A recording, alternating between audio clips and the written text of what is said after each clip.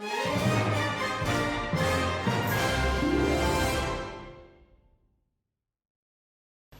اس history تاریخ کا جو یہ پیریڈ ہے، میں اس کو وہ پیریڈ سمجھتا ہوں جو ایک بہت بڑی ریسسٹ رجیم تھی، جو ہٹلر کا جرمنی تھا، جو نازی پارٹی تھی، جو یہ پارٹی ان کی حرکتیں کر رہی ہے وہ نازی پارٹی کرتی تھی۔ ابھی میں الیکشن کی رپورٹس پڑھ رہا تھا، ان کی پارٹی نے وہ حرکتیں کی ہیں الیکشن کے اندر جو نازی پارٹی کرتی ہے۔ انہوں نے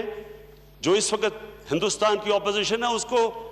اس کو دیوار سے لگا دیا ہے۔ وزیراعظم عمران خان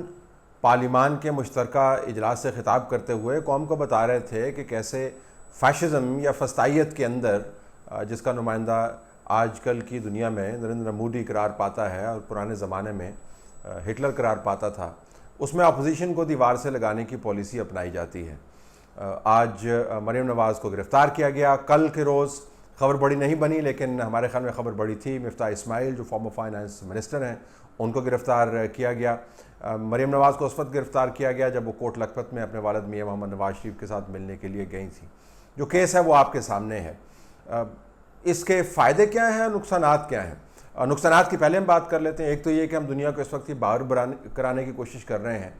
کہ مقبوضہ کشمیر کے اندر انٹرنیٹ بند ہے، میڈیا کوریج جو ہے وہ صرف حکومتی سطح کے اوپر جاری ہے، اپوزیشن کے جتنے بھی لیڈرز ہیں جو کل تک حکومت کے اندر بھی تھے ان سب کو نظر بند کیا ہوا ہے اور پکڑ دھکڑ کے ساتھ ظلم و ستم کا بازار گرم کیا ہوا ہے۔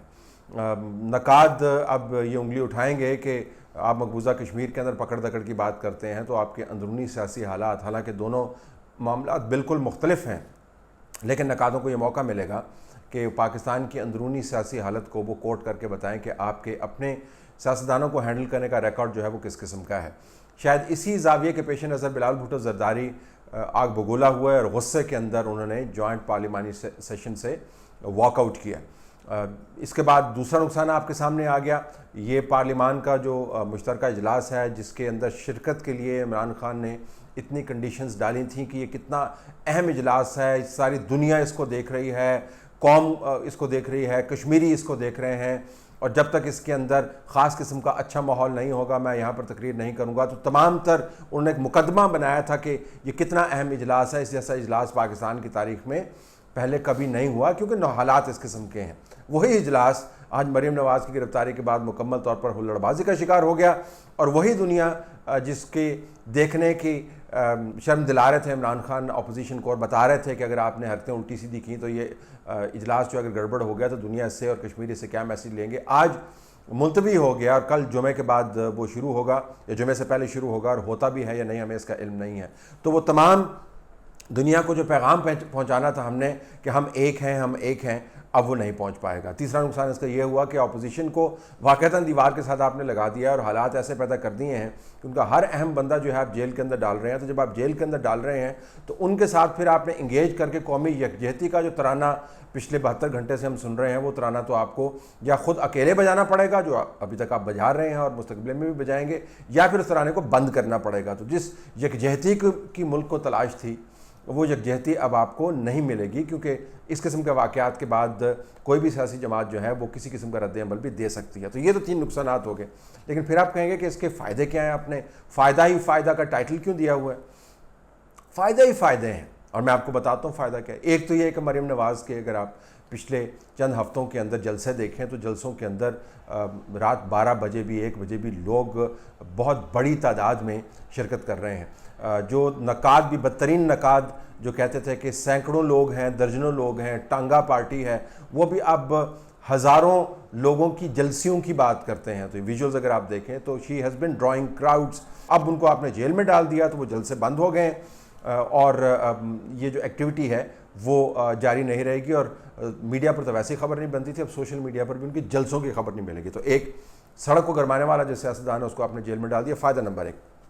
فائدہ نمبر 2، اس کے اوپر ذرا توجہ سے آپ کان دھریے گا۔ فائدہ نمبر 2 یہ ہے کہ بہترین طریقہ ہے کہ اس تمام معاملے سے توجہ ہٹائی جائے جو پچھلے 72 گھنٹے سے قوم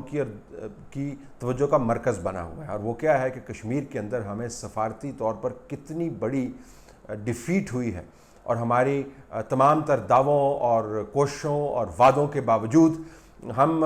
ہندوستان کی طرف سے مقبوضہ کشمیر کو زور اور زبردستی کے ساتھ اپنی یونین ٹیریٹریز کے اندر ملانے کے باوجود صرف الفاظ کے انبار لگا سکیں، اور بہت ہم نے دوڑ لگائی ہے، تو ہندوستان کا ہائی کمشنر جو ہے ہم نے نکلوا دیا ہے، اپنا ہائی کمشنر وہاں پر بھیجیں گے نہیں، سفارتی تعلقات منقطع نہیں ہوئے، غلط فہمی میں نہ رہیے گا، جو ہائی کمیشنز ہیں وہ لوور لیول کے اوپر وہ کام کرتے رہیں گے جو ہائی کمشنر کرتے تھے، لیکن صرف ایک سمبولزم ہے اور انتہائی محدود سا سمبولزم ہے۔ یہاں پر تو اگر کوئی کسی کی ملک کی سرحد کی جہاز کو وائلیشن کرتا ہے تو وہ امبیسڈر یا ہائی کمشنر واپس بھیج دیتے ہیں۔ یہ تو ہندوستان جو ہے ہماری ناک کے نیچے سے کشمیر کو اپنے ساتھ اٹیچ کر لیا اور ہم نے صرف اس کے اوپر یہی اتفاق کیا۔ باہمی معاہدوں کے اوپر ہم نے کہا جی کہ ہم یک طرفہ طور پر ان کو ریویو کریں گے، تو باہمی معاہدوں کا تو مقصد ہی یہ ہوتا ہے کہ دونوں ملکوں کا فائدہ ہو، تو اگر ہم نے کسی معاہدے کو ختم کیا ہے یا ریویو کیا ہے، کس کو کیا ہے اس کو اوپر بتایا نہیں ہے ہمیں، تو نقصان ظاہر ہے آدھا ہمیں ہوگا کم از کم۔ اور پھر ہندوستان کے پاس بھی انڈس واٹر ٹریٹی جیسے معاہدے موجود ہیں جن کو وہ استعمال کر سکتا ہے پاکستان کے ڈس ایڈوانٹیج کے لیے، تو ہم نے اتنی ہی دوڑ لگائی ہے۔ اب پچھلے 72 گھنٹے سے پارلیمان کی اسپیچز سے لے کر میڈیا کی ڈیبیٹ تمام کی تمام اس ڈپلومیٹک ڈبیکل کے اوپر مرکوز ہے جو ہندوستان نے پاکستان کے لیے کریٹ کیا ہے۔ ہم تمام تر کوشش کے باوجود دنیا کے کسی بڑے لیڈر سے یا کسی بڑے فورم سے کوئی بڑی سٹیٹمنٹ نہیں دلوا پائے۔ اگر آپ نے ان حالات کے اندر آپریٹ کرنا ہو اور آپ چاہتے ہو کہ پاکستان کی قوم کی توجہ جو ہے وہ ذرا ہٹ جائے، تو آپ کیا کریں گے؟ ظاہر ہے آپ سیاسی طور پر ایک پیرلل ڈرامہ کھڑا کر دیں گے۔ تو مریم نواز کو آپ نے اریسٹ کروا دیا، اور وہ تمام کی تمام خبر جو ہے وہ چینج ہو گئی ہے، اور پارلیمان کا وہ اجلاس جس کے اندر سے رضا ربانی جیسے اور دوسرے لوگ جو ہیں جس کے ذریعے وہ کشمیر کے مینیجرز کو شرمندہ کر رہے تھے، اب وہ تقاریر نہیں ہوگی، اب اجلاس وہ ملتوی ہو گیا۔ تو بہت بڑی ڈسٹریکشن جو ہے اس وقت کریٹ کی گئی ہے۔ اور تیسرا اہم فائدہ، اگر ملک کے اندر اندرونی طور پر خدا نخواستہ کیوس پھیلتا ہے تو بڑی اچھی وجوہات ہے کہ آپ ایکسیپشنل انٹرنل جو ہیں وہ ڈیسیژنز لے سکتے ہیں۔ آپ کسی سندھ کے اندر حکومت کو ڈیزالو کر سکتے ہیں، گورنر راج لگا سکتے ہیں، کچھ بھی کر سکتے ہیں۔ تو ماحول کو اندرونی طور پر گرمانا اگرچہ پاکستان کی بدترین خارجہ پالیسی کے چیلنج کے وقت ایک بدترین عمل ہے، لیکن ڈومیسٹیکلی جن لوگوں کو اس سے فائدہ ہوتا ہے وہ اس کے اوپر بڑے خوش ہوں گے۔ تو مریم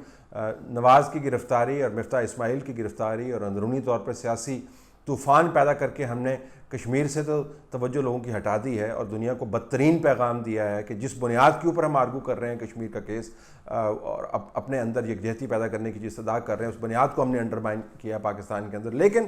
فائدہ یہ ہے کہ اب اگلے 24-48 گھنٹے کے اندر نہ پارلیمان کے اندر کوئی تقریر ہوگی اور نہ ہی بڑی بڑی خبریں لگیں گی کشمیر کے حوالے سے۔ آدھی توجہ بڑھ جائے گی ان معاملات پر جن کا سر پیر آپ کو نظر نہیں آتا، لیکن میڈیا کی ڈیبیٹ کے اندر وہ نمایاں ہو گئے ہیں۔